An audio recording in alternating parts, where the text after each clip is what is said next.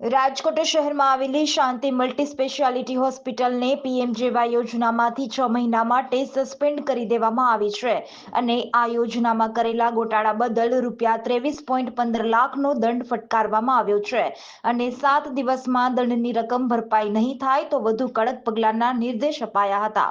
શાંતિ multi speciality હોસ્પિટલનો PMJAY યોજના હેઠળ સમાવેશ કરવામાં આવ્યો હતો। આ યોજનાના લાભાર્થી આ હોસ્પિટલમાં દાખલ થાય ત્યારે તેને ₹10 લાખ સુધીની કેશલેસ સારવાર આપવાની હતી। ગત તારીખ 6 જાન્યુઆરીના મનપાની આરોગ્ય વિભાગની ટીમે તથા તેના પહેલા 19 ઓક્ટોબરના વીમા કંપનીની ટીમે વિઝિટ કરી તો હોસ્પિટલ દ્વારા આ યોજના અંતર્ગતના કેટલાક નિયમોનો ઉલાળ્યો કરાતો હોવાનું બહાર આવ્યું હતું। આરોગ્યની ટીમ અને વીમા કંપનીએ કરેલા રિપોર્ટ બાદ અધિક નિયામક તબીબી સેવાએ શાંતિ હોસ્પિટલને 6 મહિના માટે યોજનામાંથી સસ્પેન્ડ કરી દીધી હતી।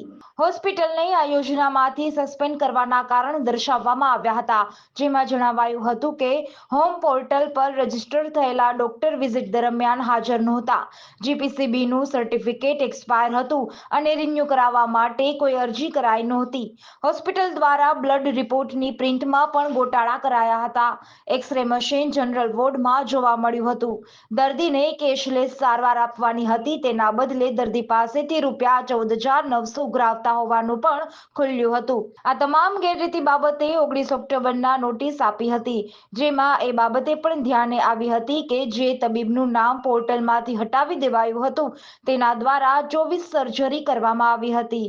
આ તમામ બાબતોને ધ્યાને લઈને હોસ્પિટલને કુલ ₹23.15 લાખનો દંડ ફટકાર્યો છે અને 7 દિવસમાં ભરપાઈ નહીં કરાય તો હોસ્પિટલ સામે વધુ કડક કાર્યવાહી કરવામાં આવશે।